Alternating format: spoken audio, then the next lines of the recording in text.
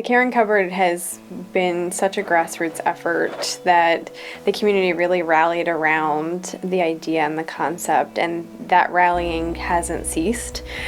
We have so many more contributing partners and partnerships that we're creating each and every day practically. From where we were in the early days of sort of fly by the seat of our pants and how do we get through today, do we have enough food, to today where we have an abundance of some things on a day-to-day basis. You know, we kind of have this by faith we will provide, and somehow it always comes together. We did 188 families last year for Thanksgiving, and that's the most we've ever done. And we were running really low on turkeys specifically. And so I called in reserves. I had backup plans to backup plans, and Terry was like, sit and wait, stop, just sit and wait. And I was like, well, but people need turkeys, like we can't just sit and wait. And you know, he just encouraged me to let it go. It'll be okay. And don't you know, we got like 50 turkeys in one day. Community member stopped by, hey, I got this one free for my store, it's too big, I can't use it.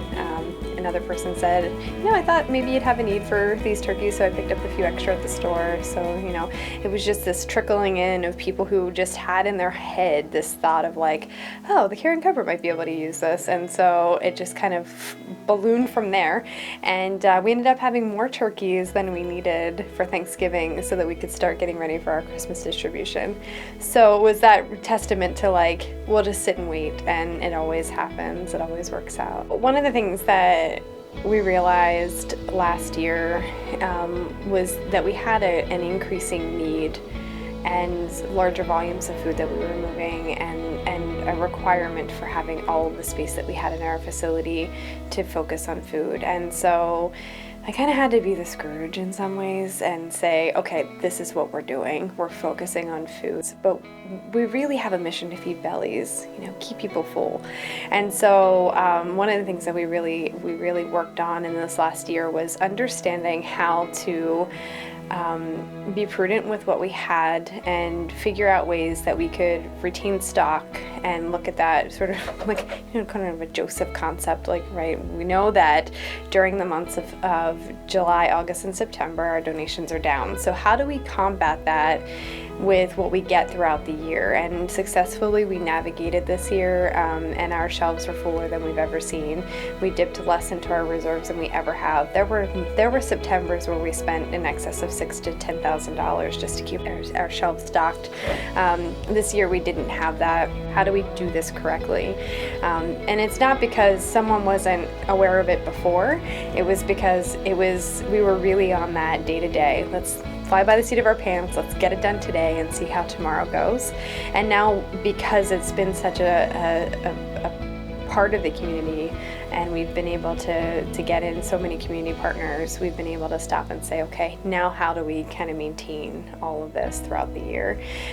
So getting good at what we do has been really kind of the focus of. We get calls on a pretty frequent basis of individuals who have disabilities or, you know, or older adults who can't get in to see us. And I feel like that's a huge way that some of our working individuals could really dive in and help, because that could occur during off hours and during times when other people are available. That's one thing that's kind of in my head that I think we need to move forward with doing is really attending to those who are in our community. Our families who have to feed their children in excess of 100 extra meals during the summer when school's not in session, so that would be breakfast and lunch for 5 days a week. People got together and kind of thought, well, we could probably provide that. Let's figure out a way to do that. This year I think we really had a solid delivery of the summer lunch program, and that happened in a couple of ways. We were fortunate to receive 2 grants, one from the Foundation for Enhancing Communities and one from the Central PA Food Bank, that provided us the funds to go after every elementary student in this Palmyra School District who receives free and reduced lunches had the opportunity to sign up for our summer lunch program this year. We doubled our numbers, 150 families or so this summer, which is up from about 88 this summer summer before. And it wasn't just giving kids cereal and milk, every week. We were giving them fresh fruits and vegetables. We were giving them, things that were really sustainable. So we're really proud of being able to do that. The other thing that we're really proud of at the Caring Cupboard is our milk program is one of the biggest in the 27 county region that the Central PA Food Bank services. For a while, we were the #1 milk order every week for the Central PA Food Bank because we do make that commitment. Every week our families are able to get a half gallon or a gallon of milk depending on their family size, and that's important to our families to be able to get something like milk that's nutritious and healthy for their families. Right now we have Palmyra and Anvil, Cleona school districts that we service, but we have a really low rate of individuals who come from the Cleona area, and we know that that is definitely an area where poverty exists. So understanding how we can maybe partner with people there to get the word out and get people aware of what we're doing at the Caring Cupboard and get those individuals served. We'd really like to start a weekend feeding program at some point. That's a hope.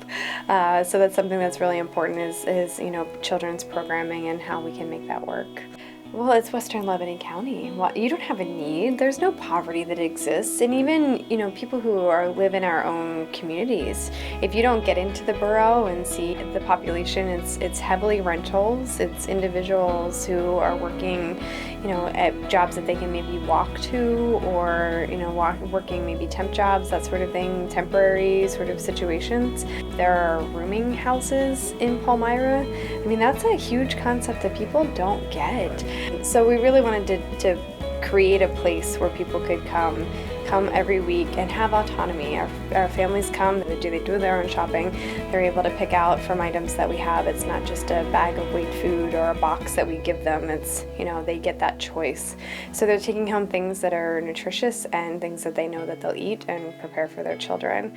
Just meeting people and at where they are at that moment, giving them food and the reassurance that people are there to help them.